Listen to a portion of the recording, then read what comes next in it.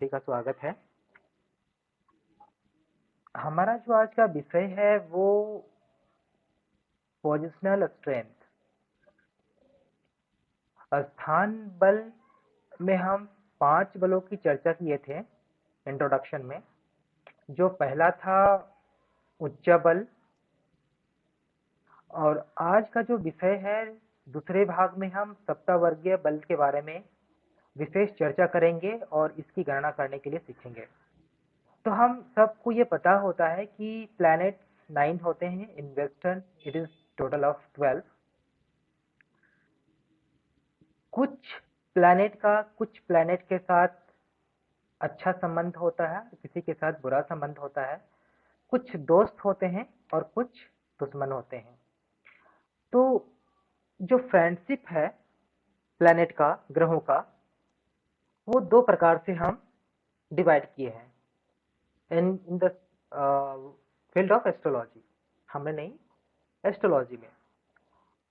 अब ये 2 तरह के जो मैत्री है वो कौन कौन से हैं?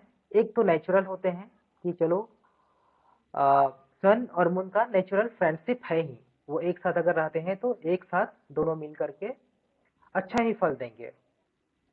मार्स के साथ और जुपिटर के साथ भी अच्छी मैत्री है, और यह हम इस चार्ट के माध्यम से समझेंगे कि जो सन का, सूर्य का जो फ्रेंड है वो मून, मार्स, जुपिटर है। मरकरी न्यूट्रल में आते हैं और वेनस और सटर्न इनेमीज हैं। वहीं अगर हम मून की बात करें तो मून के साथ अगर सन और मरकरी रहते हैं तो वो अच्छा है, फ्रेंड है। Mars, Jupiter, Venus, Saturn natural में आते हैं और इनके दुश्मन एक भी नहीं है। मार्स में अगर हम आते हैं, सन, मून, जुपिटर होते हैं, वेनस और सटर्न नेचुरल होते हैं, इनेमीज मरकरी होते हैं। तो ये चार्ट के माध्यम से हम समझ सकते हैं कि नैसर्गिक जो परमानेंट फ्रेंडशिप है ग्रहों का, वो चार्ट में दिया गया है। बेटर होगा कि हम सब इसका अध्ययन के बजाय याद रखें, स्मरण करें। ठीक है। अब ये तो हमारा नेचुरल फ्रेंडशिप हो गया। ठीक है, ग्रहों का जो नेचुरल फ्रेंडशिप होता है, जो एक मैत्रीगण होता है और इनेमिटी होता है, वो हम इस चार्ट के माध्यम से स्टडी हमने कर लिया है। दूसरा जो होता है कि टेम्पोररी, अगर सपोज दैट किसी के भी कुंडली में, होरोस्कोप में किसी भी ग्रह का प्लेसमेंट कितनी दूरी पे है और उससे कितनी भाव की दूरी पे है, उसके बेस पे भी हम गणना करते हैं फ्रेंडशिप और इनेमिटी का। दैट इज कॉल्ड टेम्पोररी और टॉक्लिक फ्रेंडशिप। ठीक है, ये परमानेंट नहीं होते हैं। जैसा कि हम एक एग्जांपल में लेते हैं कि जैसे सन है, सन वेनस और सटर्न के साथ इनेमिटी है, दुश्मनी है। अब इन केस ऐसी जगह पे प्लेस हैं सन और वेनस कि हम कुंडली में उनको फ्रेंड के कैटेगरी में ला सकते हैं। अब वो कैसे होते हैं, कितनी दूरी पे, कौन से घर के प्लेसमेंट पे इनका प्लेसमेंट होना चाहिए कि वो शत्रु हो, और कितने दूरी पे प्लेसमेंट होना चाहिए कि वो मैत्री हो। तो एक ये चार्ट है हमारा फ्रेंड नेचुरल का। और जो हमारा टेम्पोररी फ्रेंडशिप होता है, ये होता है कि अगर किसी भी भाव में दूसरा, तीसरा, चौथा, 10वां, 11वां, 12, अगर सपोज दैट एक में है सन और दूसरे में है वेनस, तो दूसरे नंबर पे वेनस आने से टेम्पोररी फ्रेंडशिप में हम कैटेगरी में हम ड्रॉप करेंगे, ना कि इनेमिटी में ड्रॉप करें। नेचुरली वो इनेमी है। अगर सन और वेनस और सटर्न को देखें तो जनरली में वो इनेमी है। बट अगर वेनस और सटर्न का प्लेसमेंट अगर दूसरे भाव में, तीसरे भाव में, चौथे भाव में, 10वें, 11वें, 12वें भाव में अगर हो जाता है तो वो टेम्पोररी फ्रेंड की कैटेगरी में आ जाते हैं और उनको कुछ पॉइंट मिल जाता है, कुछ रुपास मिल जाते हैं। अगर ये 6 घर को छोड़ करके फर्स्ट 5, 6, 7, 8, 9 घर में अगर प्लेसमेंट होता है किसी ग्रह का, वो तो ऑटोमेटिकली शत्रु की कैटेगरी में काउंट होंगे, जिसमें से कि सप्तमशा नहीं मिलेगा। और जो भी शत्रु होने के बजाय जो भी सप्तमशा मिलता है वो मिल पाएगा। तो अगर नेचुरल और टेम्पोररी को अगर हम कैलकुलेट करें, तो एक नैसर्गिक फ्रेंड और टेम्पोररी फ्रेंड, तो दोनों फास्ट फ्रेंड हो जाएगा। दोनों का प्लेसमेंट में अगर कैटेगरी फ्रेंड की कैटेगरी में आते हैं तो वो फास्ट फ्रेंड हो जाएंगे।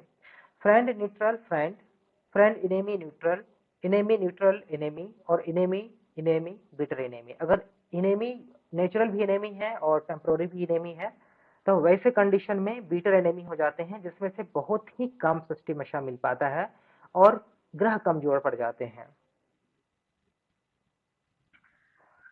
अब ये हमारा फ्रेंडशिप के ऊपर एक विस्तृत चर्चा हुआ।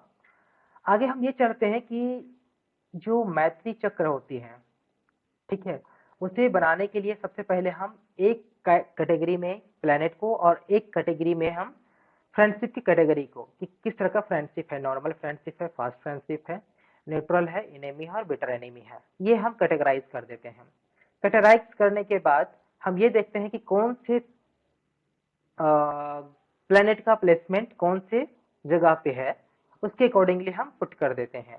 तो उसके बाद हमारा फास्ट फ्रेंड का हम कैटेगराइज कर सकते हैं कि सन का जो मार्स और जुपिटर है वो फास्ट फ्रेंड है अकॉर्डिंग टू द हॉरोस्कोप।